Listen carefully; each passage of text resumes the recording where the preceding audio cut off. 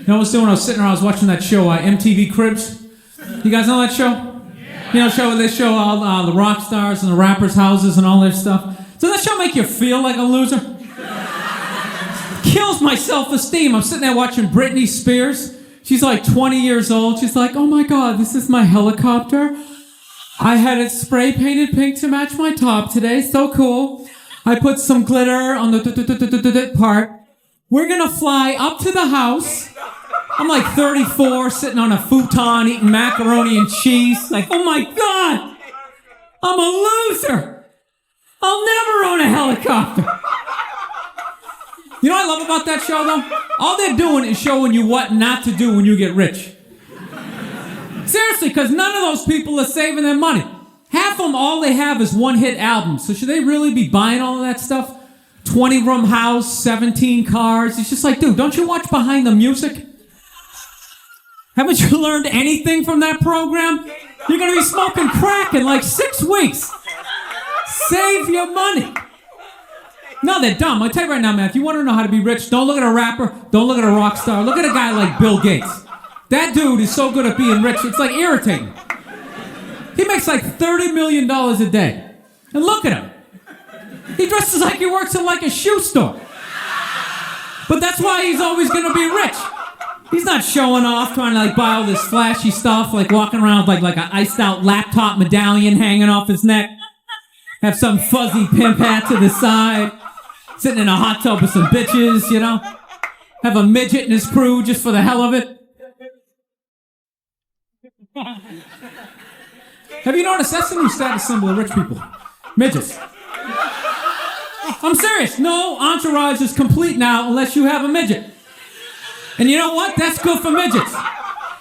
Seriously, because historically those people have not gotten good jobs. Even when they book a movie, they never get to be the lead, never get to be the hero. They always got to play like a troll or a fairy, running out from under a bridge, biting on somebody's leg. So, I was listening to George Bush today. You guys like George? No? Yes? No? I like George. You know what I like about George Bush? He makes me feel like I could be president too. How are we done? He's like the first guy like from my reading level, you know, like the first guy like from my math class to finally go out and do something. You know what I love about George? He can't say the word terror.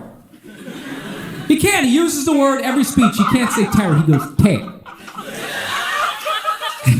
That's what he says. He goes, America will not stand for terror. Anybody who supports terror, if you're a terrorist, we're gonna get you. What kind of president goes, we're gonna get you? He's like some redneck they dragged out of a barbecue, put him in a suit. Yo, just standing on stage going, we're gonna get you. You should just be up there with a couple of bloodhounds going, go get him, Blue. Smell the shirt, go get him. Damn, that Blue's a good dog. I'll tell you one thing I have realized, though. When you go to war, man, that's the one time when you really have to, like, appreciate rednecks, though.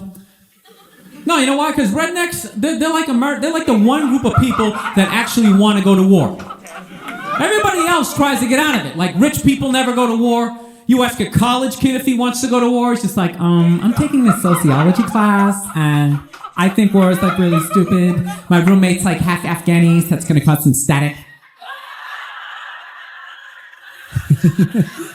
You ask a redneck if he wants to go to war, he's just like, hell yeah! Absolutely, I'm ready right now! You just point the direction, buddy, I'm ready to do this! No, they're frightening people, but you gotta utilize it. Seriously, you want to scare the enemy, okay? And rednecks are like America's pit bulls. They should just sedate those people, drop them off in Afghanistan, just let them run wild. Just be like, dude, just go do everything you ever dreamed of doing. Just go crazy. Have one of your friends play the banjo, it'll scare the hell out of them. Seriously, you wouldn't want to draft a guy like me. I'm a comedian. I'm useless. I'm a coward. I don't like confrontations. You draft a redneck. Not only is that dude a psycho, he'll actually save your money. Those guys show up to the Army, like, here's your M16. They're like, I already got one. I got some stuff in the trunk you ain't ever seen before, buddy. I went on the internet, got me some of that surface to air stuff, took it out hunting, got me a moose and a duck at the same time. And I didn't even see the duck. Duck was over her. I'm aiming at the moose. Duck's over her. That's my peripheral. Over her. And the shot went up the moose's ass, and the shrapnel from his antler hit the duck. Duck came down. It was the best damn duck ever ate.